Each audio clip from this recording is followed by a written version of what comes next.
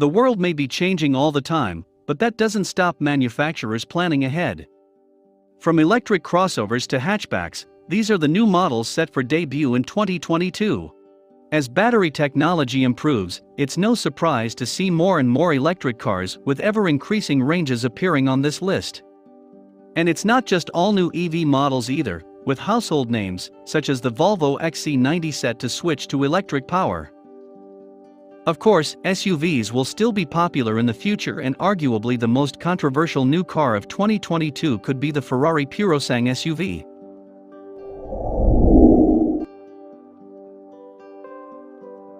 One rung up the ladder from the forthcoming Vanquish is the Valhalla, which will be the second member of Aston's three-car mid-engined range.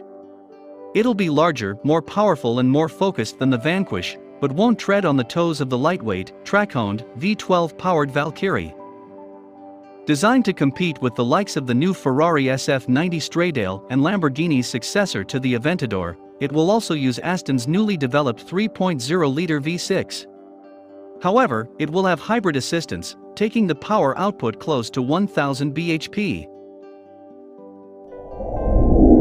The next Aston Martin Vanquish promises to be a total revolution, transforming from a front-engine GT into a mid-engine supercar.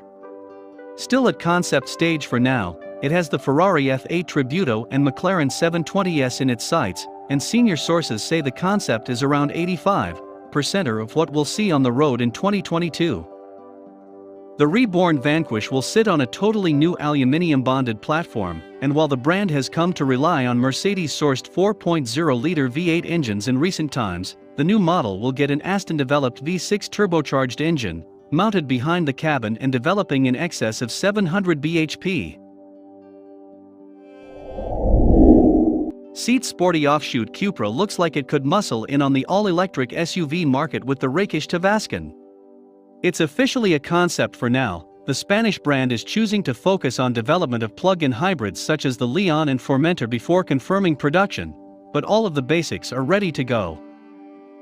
The Tavascan uses the most potent layout available within the VW Group's MEB electric platform, a twin-motor, four-wheel drive setup with 302 bhp. Visually, it should look near identical to the concept in production form. Only minor details such as the wheels and door mirrors are likely to change. Ferrari's upcoming SUV, known as Purosangue, will be the most controversial car in the firm's 91-year history. Our exclusive image gives you an idea of how the finished model could look. It would use the same platform as the Ferrari Roma, so should have a long bonnet and a cab rearward design to enable a four-seat layout. Ferrari is developing a new V6 engine, which could appear in the Purosangue in combination with a plug-in hybrid system. Whichever powertrain the Italian marque decides to fit to its new SUV, one thing is for certain: it needs to be the most convincing SUV to drive. Fiat will jump into the 20s with a small car revolution. While the all-electric 500 will be aimed at premium rivals, the Panda will offer a more affordable take on the Super Mini formula. As our exclusive image previews, it's set to closely resemble the Centoventi concept, first shown at the 2019 Geneva Motor Show. Expect no-nonsense styling, a boxy body shape, and chunky plastic panels that can be cheaply replaced. FCA's proposed merger with the PSA Group means that the Panda could share a platform with the Peugeot 208, giving scope for petrol, diesel, and electric powertrains. If the new Land Rover Defender has gone a little too posh for you, then the new Ineos Grenadier could be the answer. The company is owned by one of Britain's richest men, Sir Jim Ratcliffe, and the all-new Grenadier is designed to be no-nonsense, go-anywhere transportation. It's based on a ladder-frame chassis and will feature beam axles, 3 locking differentials, and a low-range transfer case, while power will come from 3.0-liter 6-cylinder engines sourced from BMW. Later down the line, Ineos will also develop a double-cab pickup version of the Grenadier. A replacement for the aging Nissan 370Z is on the way, only this time it will be a rival for the likes of the Porsche Cayman and Toyota Supra, rather than the Audi TT. The Nissan 400Z will use similar architecture to the Infiniti Q60, a front-engine coupe that can accept a big 6-cylinder engine. Significantly, the Q60's V6 engine can develop up to 400 bhp, which gives credence to a rumored 400Z badge for the new Nissan sports car.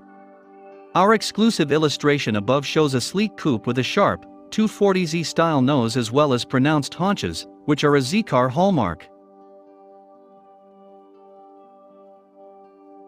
The styling of the Mk5 Range Rover is set to blend the model's traditionally boxy shape with a Velar-inspired front and rear.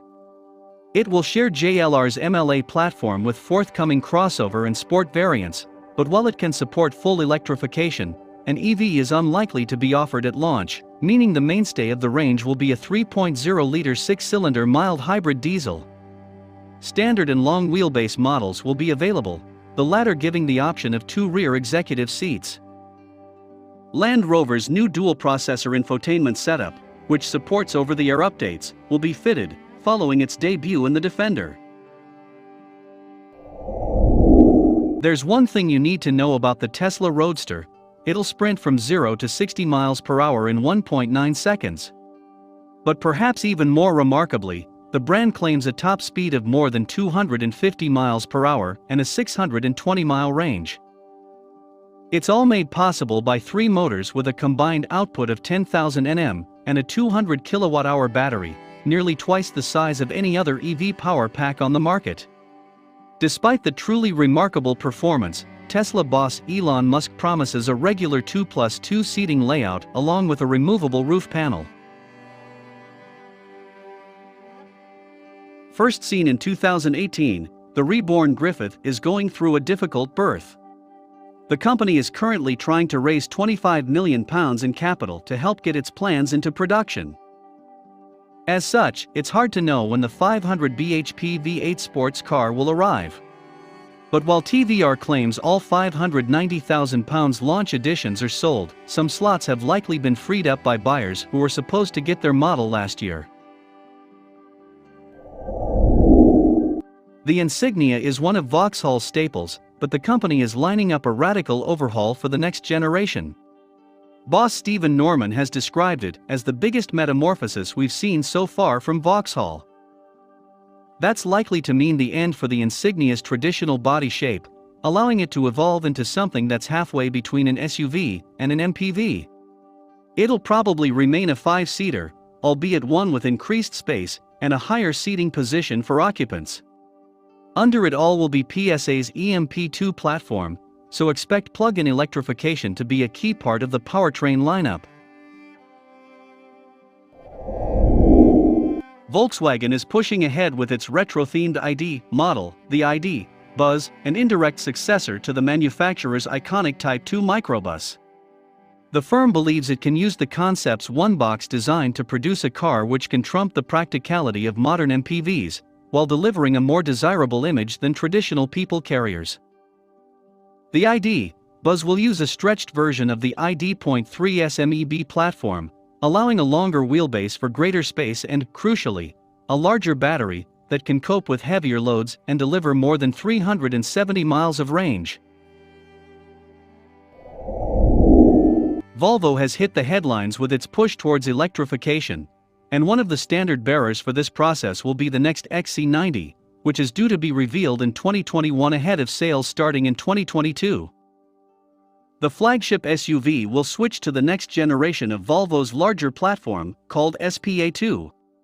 It'll ditch the option of diesel power, becoming available as either a plug-in petrol hybrid or a pure electric vehicle. Other features should include a Google-derived infotainment system with over-the-air updates, and further advancements in self-driving technology.